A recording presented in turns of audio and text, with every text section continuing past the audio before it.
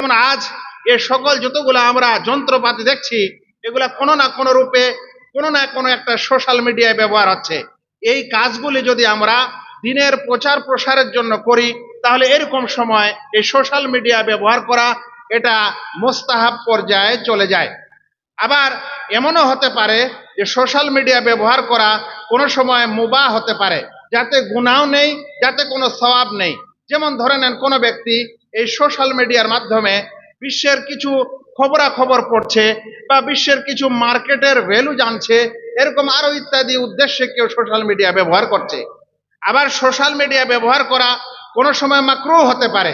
যেমন দেখা গেল আপনার এই মোবাইল এবং সোশ্যাল মিডিয়া ব্যবহার করতে করতে আপনি আপনার নফল ইবাদত ছেড়ে দিচ্ছেন বা ফরজ ইবাদতে অবহেলা করছেন, তাহলে আপনার এরকম সোশ্যাল মিডিয়া ব্যবহার করা ওই সময় মাকরুহ হতে পারে। আবার অনেক সময় সোশ্যাল মিডিয়া ব্যবহার করা হারাম হবে। যেমন কোনো মানুষ যদি সোশ্যাল মিডিয়ায় গান দেখে বা শোনে বা গান আপলোড ডাউনলোড করে, এভাবে যদি সোশ্যাল মিডিয়ায় জুয়া খেলে, যদি সোশ্যাল মিডিয়ায় উলঙ্গ কিছু দেখে, ফিল্ম গান নাচাকাচি, তাহলে এ সকল কিছু ওই সময় এটা হারাম হয়। আমরা কি সোশ্যাল মিডিয়া ছাড়াই জীবন যাপন করব? শেখ সালেহ আল ফৌজান হাফেজাহুল্লাহ বলছেন, পৃথিবীর যেমন বিভিন্ন স্থানে মানুষ বিচরণ করে, যেখানে মানুষ বিচরণ করবে সেখানে দাওয়াত তাবলীগেও থাকতে হবে। যদি সোশ্যাল মিডিয়ায় আজ ভালো মানুষের বিচরণ না হয়, তাহলে এই ফিল্ডটা একেবারেই নোংরা হয়ে যাবে, আর এখানে ভালোর কিছু আশা করা যাবে না। সে কারণে যেখানে মানুষের বিচরণ হয় সেখানে আমাদেরকেও যেতে হবে এবং সেখানে দাওয়াত ও তাবলীগ করতে হবে, যেমন আমরা দুনিয়ার বিভিন্ন প্রান্তে করে থাকি। শেখ সালেহ আল উসাইমিন রাহিমাহুল্লাহ একদা বলছেন, আরা আন্নাহু ইয়াজিবু ইস্তিখদামা ওয়াসাইলিল ইলাম ফি দাওয়াতি ইলাল্লাহ। তিনি বলছেন যে আমি মনে করি অনেক সময় এই সোশ্যাল মিডিয়া ব্যবহার করা আল্লাহর দিকে দাওয়াত দেওয়ার জন্য ওয়াজিব হয়ে যায়। তো সেজন্য ভাইয়েরা, এই বর্তমান যুগের এই সোশ্যাল মিডিয়া যার সম্পর্কে আমাকে আলোচনা করতে দেওয়া হয়েছে, এর বিধানগুলি অনুরূপ। এরপর আমরা জানবো এই সোশ্যাল মিডিয়ার মাধ্যমে আমাদের উপকার কি হয়, আমাদের জীবনে কি লাভ আসে। আমি কিছু বলছি। এক নম্বর, সোশ্যাল মিডিয়ার প্রথম উপকারটি হচ্ছে, বা যার যে উদ্দেশ্যে সোশ্যাল মিডিয়া বিশ্বে আবিষ্কার হয়েছে, সেটা হলো মানুষের সাথে সংযোগ স্থাপন করা। এক অপরের সঙ্গে যেন আমাদের যেন সম্পর্ক থাকে, এই সম্পর্ক স্থাপনের জন্যই এই সোশ্যাল মিডিয়া আবিষ্কার হয়েছিল। আজ আমরা এমন দুনিয়ায় বসবাস করছি যে আজ যদি আমাদের কাছে সোশ্যাল মিডিয়া থাকে, তাহলে আমরা একজন মানুষের সাথে শুধু কথা বলবো তা না, বরং আমরা তাকে দেখতেও পাবো এবং তার ভিডিও সহকারে আমরা সেটা তার সঙ্গে কথাবার্তা ও সংযোগ স্থাপন করতে পারছি। এমনও এক যুগ চলে আসলো যে ডাক্তাররা পর্যন্ত আপনার এই সোশ্যাল মিডিয়ার মাধ্যমে আপনাকে দেখে, আপনার চেক আপ করে আপনাকে ওষুধপত্র দিয়ে দিচ্ছে। এই সোশ্যাল মিডিয়ার আর একটি লাভের দিক হচ্ছে, এই সোশ্যাল মিডিয়ার মাধ্যমে বর্তমানে পৃথিবীতে মার্কেটিং করা যায়, ব্যবসা বাণিজ্য করা যায়। যেই ব্যবসা বাণিজ্যের সময় আপনার ব্যবসার পণ্য ও সামগ্রী আপনি এই সোশ্যাল মিডিয়ায় অ্যাড দিয়ে মানুষকে দেখাতে পারেন। আবার যারা কিনতে চায় তাদেরকে আপনি কেনার অবসর দিতে পারেন, আর সেই টাকা পয়সা আপনার কাছে চলে আসলে আপনি আবার সেই জিনিসটা তাদেরকে পৌঁছে দিতে পারেন। আজ এমনও কিছু মার্কেটিং হয়েছে যেটা মানুষ আর দোকানে গিয়ে কিনে না, বরং দেখা যাচ্ছে যে অনলাইনে তারা সেখানে অবশ্যই আবেদন করে দিচ্ছে, যেটা নিয়ম নীতি, তারপর সেই বিষয়টি, সেই জিনিসটি, দ্রব্যটি বাড়িতে চলে আসছে। যেমন বিভিন্ন অ্যান্ড্রয়েড মোবাইল কেনার ব্যাপারে মানুষদেরকে এ বিষয়ে বেশি দেখা যায়।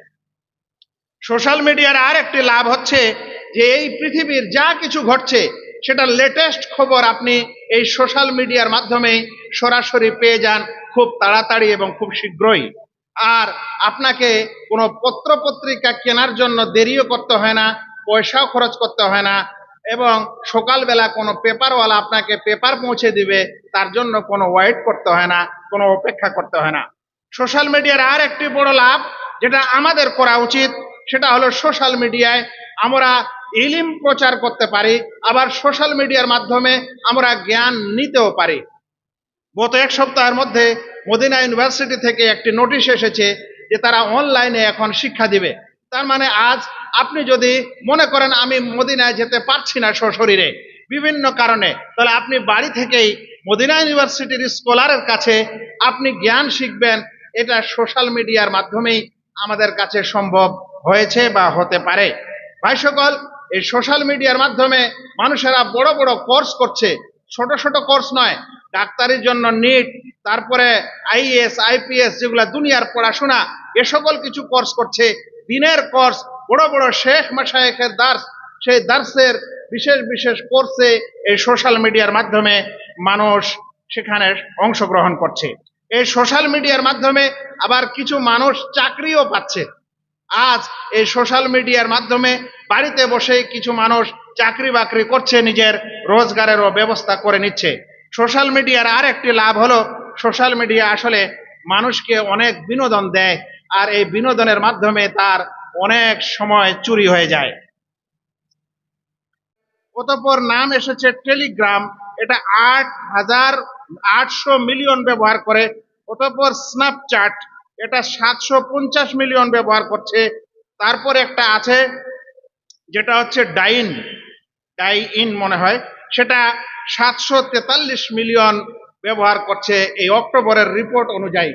এতগুলো মানুষ পৃথিবীতে এই সোশ্যাল মিডিয়া ব্যবহার করছে।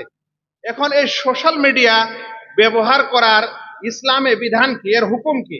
আমরা কি এ সকল সোশ্যাল মিডিয়া ব্যবহার করতে পারি? ইসলামের একটি মৌলিক নীতি আছে, উসুল আছে, কায়দা আছে। সেই কায়দাতে বলা হয় আল আসলু ফিল আশিয়া এ আল আসলু ফিল আশিয়া আল ইবাহা।